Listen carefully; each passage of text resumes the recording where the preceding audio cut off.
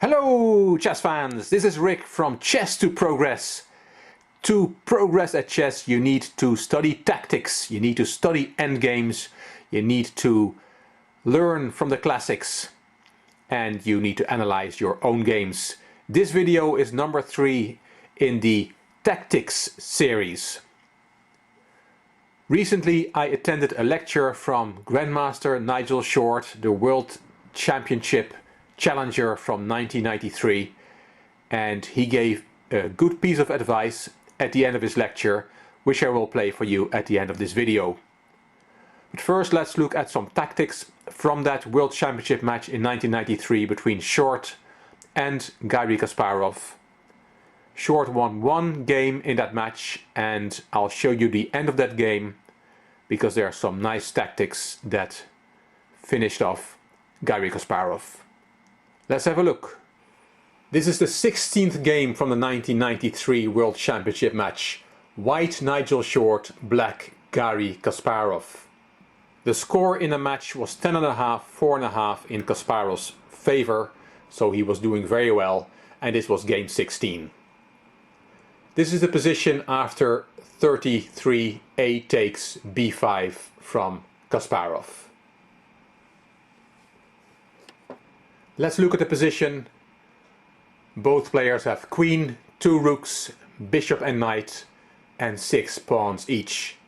So material is equal, but white is better.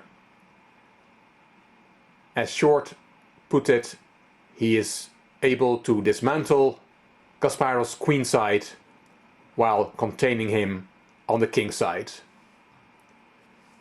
Here Short played rook b4. He said afterwards that he also could have played h4, and then g takes h4 is not possible because of f4 trapping black's queen. As Short says, but my position is so powerful that it is not really necessary to introduce this kind of complication. So instead of playing for that queen trap, he played rook b4. Kasparov has to play on the king side, h4, knight d4 from Short, g4, rook takes b5, and d5 from Kasparov. Short said here, with Kasparov's king pinned down in the center and my extra pawn, black's position is already desperate. There's one last spectacular way to try to defend, but it does not work, namely queen takes h2 check, king takes g3 check, winning the queen back, king g1, g takes f2 check, and king takes f2. And Short says, I have survived the brief outburst of counterplay and have a winning position. So there was a nice tactic that Short saw. But as said, Kasparov played d5 instead. Short took the pawn on h4, queen h5, and now the killer blow, knight f5 check, after which Kasparov resigned. Great win for Nigel Short, the first in the match. Why did Kasparov resign? What happens after he just takes that knight? Then Short takes back with check, and king f8, for example. Queen takes knight, taking the piece back, but there's also checkmate in the position. For example, bishop b7 to cover against rook b8, followed by checkmate.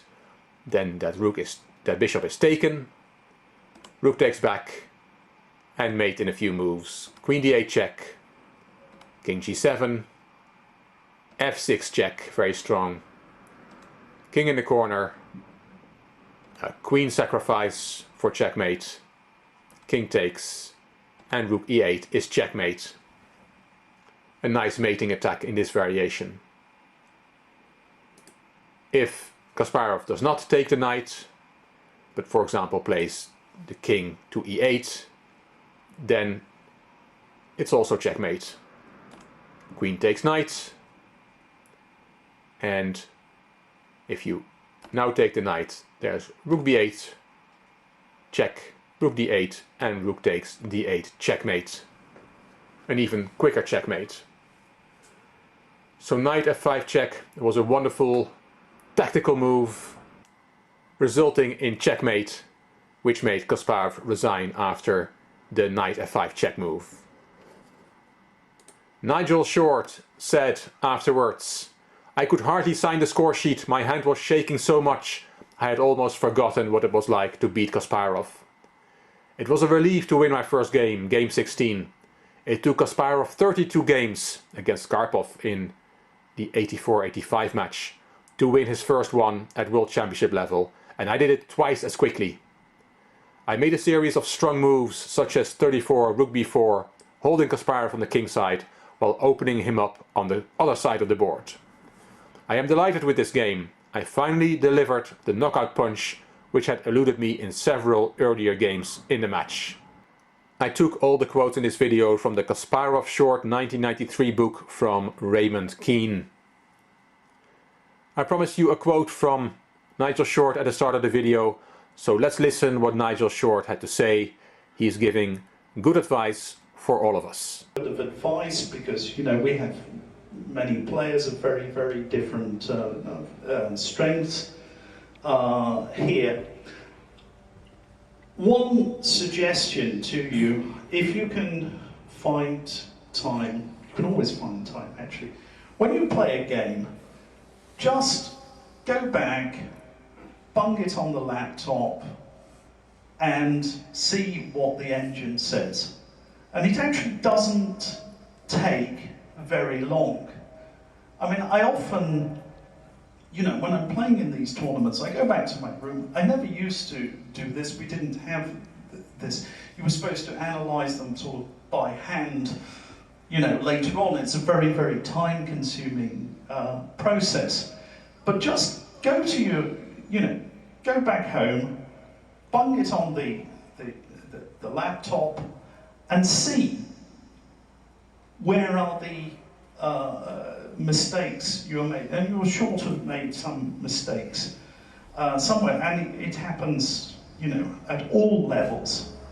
It's very, very rare that play a game without some sort of errors or inaccuracies here and there, and you can just pick up a lot, really a lot of things on a quick look. So this is why the new generation is good.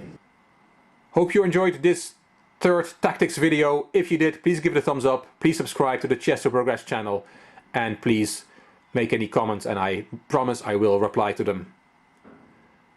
You also may want to check out my Chess to Impress channel. There's a lot of material there as well which may be of interest to you. Thank you for watching. This is Rick from Chess to Progress.